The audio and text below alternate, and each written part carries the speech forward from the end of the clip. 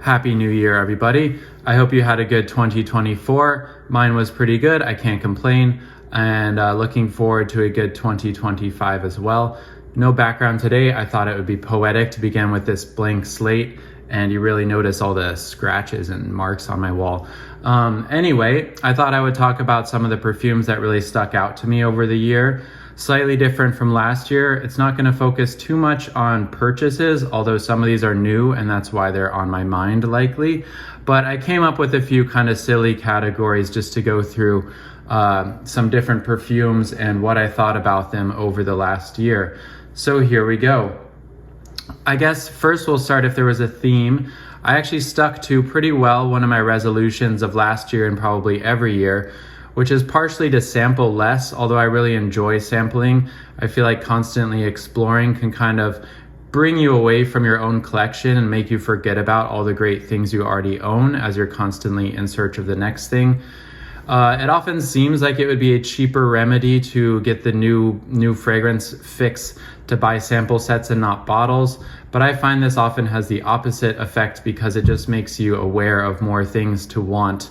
So sometimes ignorance is bliss. So I think I stuck to that pretty well. I did sample, but not quite as much as the year before. And another theme is maybe picking up things that were on my list for a very long time and getting them before they're gone. So here we go. Let's see. There's no real order to this, but I'll start with the kind of new to me house of the year, and that has to be Perfumer H. Ironically, the first time I tried the brand, I wasn't really impressed, but I tried it in store and I kind of thought, what's the fuss about this? They're kind of light little nothings. They smelled a little bit like all natural kind of indie perfume style, not particularly well done. But as I started to get to know them more, I really came to appreciate the style.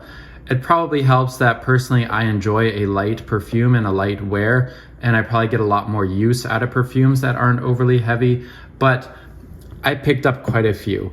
The prices are quite high if you get the beautiful hand-blown glass bottle, but these little kind of plain 50 mLs aren't so bad, and I've noticed that because a lot of kind of decor lifestyle type of boutiques carry this brand, not so much perfume boutiques, they very frequently seem to have sales, and I think I didn't pay full price for a single one of these, but they're all brand new. I paid, I would say, in the 100 range. Oh gosh, there's 4 of them for each of these, which does add up, but at that price they seem quite reasonable. I think the retail of 200 is a little bit much for these. But anyway, the first one, the one that started it all, was Experiencing Dandelion.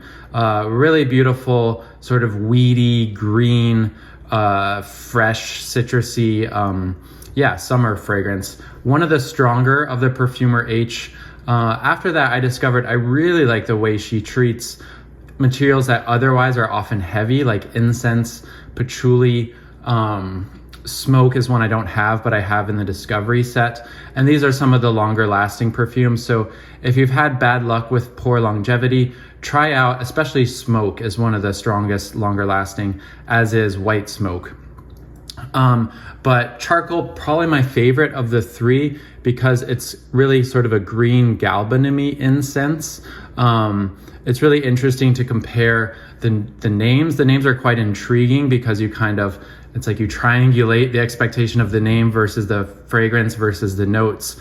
And that creates a kind of a richer experience, I think, because none of them are very literal. Well, most of them are not very literal. So it doesn't smell black and sooty the way Charcoal does, but it smells cold in a way that makes me think of like stone. And the incensiness to me smells more clean than like a black sooty kind of charcoal smell. Patchouli, this one basically does what it says, but it's probably the most light, sheer patchouli. Again, there's a greenness. I really love green perfumes. I think that's another reason the brand speaks to me. There's a greenness and a freshness to the opening, but a really almost like a veil of patchouli that covers you after spraying it. Incense water, really not incensey, more like a herbal lavender kind of smell, really calming and kind of meditative. I really enjoyed wearing this in the evening. So if there's one house I really got into and really enjoyed discovering, it's Perfumer H. Okay, next. Okay, the riskiest blind buy or most questionable blind buy of the year has to be Serge Lutens Queer Moresque. It's one I'm still not sure about. It's pretty weird. It's not really my style. I love the opening. It's one of those big wow moments that you get with some Lutens fragrances.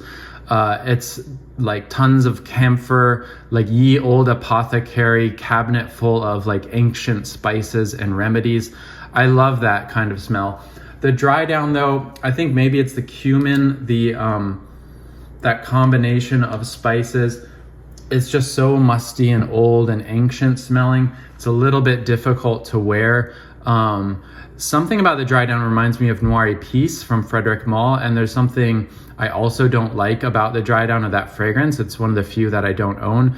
It's a little, I hate to say this, but old man. I've said this before, but I'm no spring chicken anymore, so I feel like I have a right to say that, but just very old fashioned, old, just plain old smelling, like from a long time ago. I don't think I will sell it, as I do find it really fascinating. It's the kind of thing I think about and I want to come back and smell again over and over. But it's a tricky wear. Okay, on to score of the year. So I feel like this was a kind of big overarching theme. There were several fragrances that I kind of waited on and sat on, and in the past, that's happened with actually Dries Van Noten from Frederic Malle, where it never panned out. It disappeared completely quickly, and I never had a chance to get it again. But this year, I guess luck was in my favor. So I discovered Maison Violet, and I really enjoyed them. But I had kind of missed out, I guess, on a big sale of their old bottles before they switched over to a newer bottle. But a few retailers still had the old bottles, and I waffled on picking them up because I really like the way they look. Although I think buy with confidence, the new bottles are nice. They're maybe a little more modern, but I just like the look of the old ones. But I waited, I hadn't picked them up. More and more retailers were selling out of the old style, and I thought maybe I missed the boat. But around Black Friday, they had an archive sale. Sorry I mentioned this in the last video, so I'm mentioning it again. And I picked up for an incredible price the absolutely gorgeous patchouli vanilla, slightly green opening and slightly floral sketch, and the discontinued big fat violet pourpre d'automne. So really happy about that score. The other one, maybe even more exciting for me, is Cartier Les Vertueuses, number 3. This is one I had heard about. I have to give credit to Persolaise. In his blog review, he mentioned that this was his favorite. And I was so dying to try this. I'd never seen it in store. It was totally unavailable everywhere for a while. Although as of now, it is available for purchase on the Cartier US website. I signed up for a frag buy notification if it comes back in stock, who knows how long ago. And I had no hopes of it ever returning. And one day I got the notification, and boy, I've never bought a fragrance so fast. So thrilled to have gotten this at a discount in the old bottle. And it's a heck of a perfume. It's a really strange green. It's really big. It's surprisingly bold and strong, coming from this line. Milky, stemmy, weird, green, appley. I think of like a venomous green snake. Not what I expected at all of this fragrance, but I love it. Really unique. And let's see, anything else? Oh, and this just came in yesterday. Same exact theme. I went through a jasmine phase maybe 2 summers ago, and one of my favorites that I continued to not buy was jasmine, or I should say Savage Jasmine from Saint Jardin. This is an all-natural house, reasonably priced. If you like them, sign up for their emails. They're one of those places that sends you a coupon code every other day for 30% off. I don't know why I never bought it. One day, just randomly, I thought maybe it's time to purchase it when they sent me another sale code, and it was gone, and it was gone everywhere, and I realized it's discontinued, and they've made new bottles, and they've gotten rid of the jasmine. Now there's a store, a very cool store, maybe the only thing worth going to Hudson Yards for in New York City, called the Conservatory, and that's where I tried it, and they had 100 milliliter bottle left. But stubborn me, I refused to pay full price, given that if I had just bought it like half a year earlier, I could have used that nice little 30% discount. The only other place I had found it was Selfridges, also full price. But recently during their winter sales, guess what? They marked this baby down half off, $100, one bottle left, and I grabbed it. So another really excited to have wear. For an all natural house, many of them are quite soft, but this is very strong. I gave it a wear and I was smelling heady, indolic, deep, rich jasmine all day long. Probably amongst the best jasmines I've tried. And I'm sorry it's discontinued after talking it up so much. Fave release of 2024. I wouldn't say this is my favorite fragrance of the year, but it is by far my favorite new release. It's got to be Chanel Comet. It's beautiful. It's just one of those subtle beauties. It's not like Le Lion, which is going to smack you in the face with its beauty. It's a soft grower. It's musky. It's almondy. It somewhat gives the sense of like pillowy clouds or like a skincare product, but done really well. As usual with Chanel, especially Paul Jacques Chanel, it has the most beautifully executed musky dry down. Nothing scratchy or annoying, just lasts a long time though and gives you this really satisfying, beautiful musky halo. I love it. I haven't worn it that much because I feel like spring is the ideal time, and I got it in summer. It feels a little cold now. I'm a little bit picky about when I wear my Chanels. Partly I think they're so like beautifully calibrated, almost like so delicate and elegant, that the incorrect conditions don't do them justice. Maybe that's a little cray-cray of me. But Comet, the best thing I can think of that came out in 2024. Let's see, flop of the year. I'm sorry, Guerlain, your Shalimar Jasmine, it kind of sucks. I enjoy the beginning. I get jasmine in the beginning, but it's sort of musk's gone wrong in the dry down. They're not bad. It doesn't smell bad. I think I'll keep it as sort of a bedtime scent because it is kind of comforting. But compared to the musky dry down of Comet, it doesn't hold a candle. Of course, it's a different price point, but I just find it so boring. Like, where's the interesting part of Shalimar? Where's the jasmine in the dry down? It lists all these different kinds of jasmine, and I just don't get that beyond the like 30-minute mark. And it's just sort of a boring, cosmetic-y, musky dry down. I don't think I'll be jumping on any more Shalimar Melismas. I've learned my lesson, or at least I'll try them several times before committing to a bottle in the future. Slept on beauty of the year. I believe I did talk about this last year because it was new to me last year, but one that nobody really talks about, as far as I know, it's still available pretty cheap on discounters, but I'm quite sure, or it seems like this whole line is discontinued. But every time I wear it, I think, gosh, that's like one of the best fragrances that I got for a pretty cheap price. It's Salvatore Ferragamo Testa di Moro. It's all about sandalwood to me. It mentions incense, leather, dried fruits, but to me, those are all just like adornments. It's all very smoothly blended into just one single smell to me. I can't really delineate very clearly distinct notes in it, but it's a really comforting, beautiful, not really creamy, but more sort of like dusty wood shop sandalwood smell. Get your hands on it if you can. I wasn't able to test it first. No Ferragamo store I could find had this line, so I went ahead and blind bought it, and very happy I did. I believe that was last year. This one, it pains me. I've sampled actually a ton of indie perfumes. I just don't talk about them because for the most part, I don't like them. I feel a little bit uncomfortable slagging on a small independent creator, partly because I'm a creator myself. I'm a musician, I'm a composer. And I imagine, like, what if somebody came across my music and trashed it in a review? To be honest though, I'd probably just be happy that anyone was talking about my music, good or bad. I think I have enough confidence that my work is good that I wouldn't be hurt. But anyway, I really want this house to be good. I listened to the podcast, I'm forgetting the name now. They stopped making it, but it really got me through kind of bored COVID times. It was a podcast hosted by the Candy Perfume Boy and his friend Nick.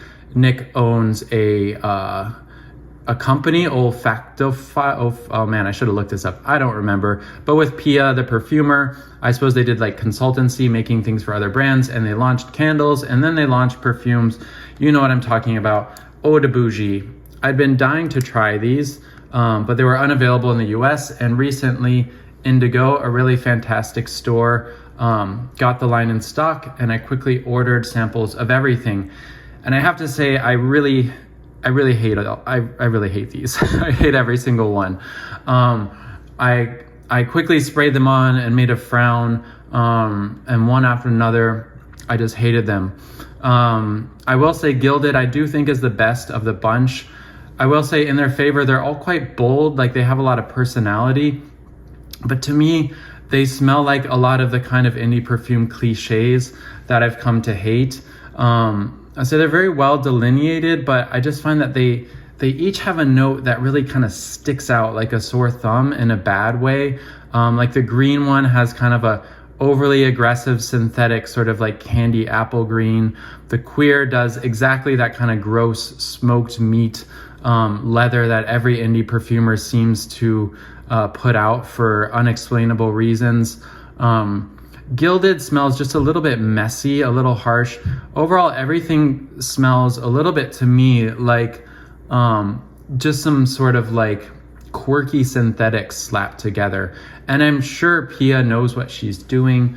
Some people I respect really like these, but I have to say I really hated all of these fragrances. And I struggled about whether I should make a video. So I thought maybe I'll just like fold it in the middle of this one and hope nobody sees it.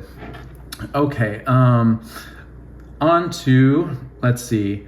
Okay, so older fragrance that was new to me that I really came to love, Must de Cartier Parfum. I have to say, I think originally I thought the original Must didn't smell that similar. For some reason they smell quite different when I try them. But now that I know this, I revisited that. And no, they're definitely the same. They're definitely related. But really interesting green vanilla type fragrance. Sort of like Angelique Noir from Guerlain, but I actually like this a bit better. I was quite surprised. I didn't really know much about it. The bottle and everything made me think it was like quite old, but it's actually, I should have looked this up as well. I want to say from the 90s or 2000s, Must Parfum Cartier. So it's not as vintage in origin as I initially thought.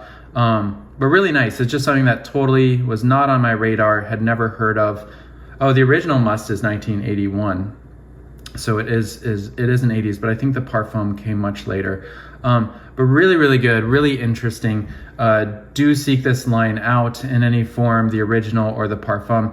But the Parfum's my favorite. It has that cool, almost reminding me of ice cream because it's like vanilla plus the green galbanum brings a coldness to it. So really interesting release that came into my life in the past year. Let's see. Okay, so now we're on to all good thoughts. We have one left. So I had the worst sample set of the year, the best sample set of the year. It kills me to say this because the price is ridiculous. I don't see myself buying any of them, but I really like the Bottega scents, I have to say. I gave Alchemy a full wear the other day and it was really, really nice. Kind of labdanum scent. Again, I said this in the review, they're all fairly simple and uncomplicated, but very well done for what they are. I had to go back and compare with my Austin's Patchouli, which has a real big labdanum base, and they smelled similar-ish, but I had to say I still want the Bottega, even though I have that. That and the Leather Iris are very nice. They are undoubtedly simple and they're undoubtedly not breaking any brand new ground, but they're really well done, and I appreciate that they don't really have any of the typical kind of prestige designer line notes or smell to them. They do smell like they're doing their own thing, which is a little more natural smelling, a little more simpler and pared back, which makes sense, I think, with the Bottega look of a real focus on craft and materials. I hate the price. I don't particularly like the bottle presentation, but on smell alone, this sample set, I pretty much like everything in there, and I think they're really good. Okay, so now we're on to the final stretch. My, here it is. My scent of New Year's, and it's still going on today, was Chanel Le Lion. I probably also wore this last year. So good. I haven't even worn it yet once this winter. What was I thinking? It's one of those fragrances I like so much. It's such a legend in my mind that like I'm a little scared to wear it for fear of getting overly used to it or bored of it. But to be honest, for such a strong fragrance, it's a decent dent. And I also had several samples because when it came out, you know, they're pretty generous with samples when something's new. So I wore through those as well. So good. Smoky, labdanum, vanilla. I just love the smoky aspect. It's just like a charred, smoky vanilla, but always incredibly smooth and elegant, extremely long lasting. But if you go light on the trigger, it's not going to overwhelm anybody. It has a nice projection in the cloud. Such a wow. So good. Why don't I have a 200 ml of this yet? Maybe I should in the future. And on to finally, I picked out 5 frags of the year. These are things from any time period. Actually, most of these I bought. Oh gosh, I did buy all of these this year. All right, so recency bias rears its head. These are ones that I just really enjoyed wearing. So let's get into it. Frederic Malle Iris Poudre. This is one I knew well, but never got around to buying a full bottle until recently. This full brand new bottle smells fantastic. Those Frederic Malle sprayers are like a hose, and wearing a big douse of this was really satisfying in comparison to the 10 ml travel size I had. Easy to wear because it's a pretty just like soapy, clean, nice, beautiful, elegant dry down, kind of sandalwoody, puff of iris and aldehydes in the beginning, but not overly vintage smelling. If you like Chanel No. 5 but want something a lot more modern, a lot more believable in the modern times, give Iris Poudre a smell. I think any gender can wear it because the dry down is really quite just clean and nice and lovely.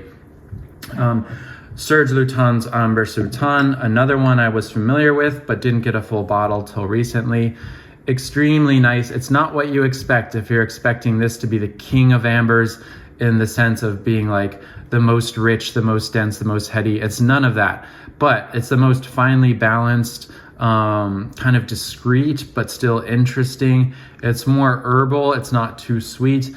And that's what I really like about it, because most big, heady, dense, thick, syrupy ambers don't do it for me. On to an oud, Strange Love, Fall Into Stars. This is such a interesting shapeshifter. There have been days I wore this and thought, so what? And there have been other days I wore this and thought it's absolutely revelatory. Recently I wore it and it was really good. But the weather conditions, or maybe my mood or my nose, seems to really alter my perception of it. What I really like is it has an oudiness to it that is still quite clean and woody and incensey, and there's an immortelle that gives this really kind of intriguing depth to it. It's just such a beautiful mix of like incense and florals and oud. Not really challenging to me at all. It sparkles to me. It has a real effervescent sparkliness, especially in the top, that I think is like brilliantly ties in with the name. I can see stars sparkling in the firmament. Gorgeous oud. I love it. I can't get enough.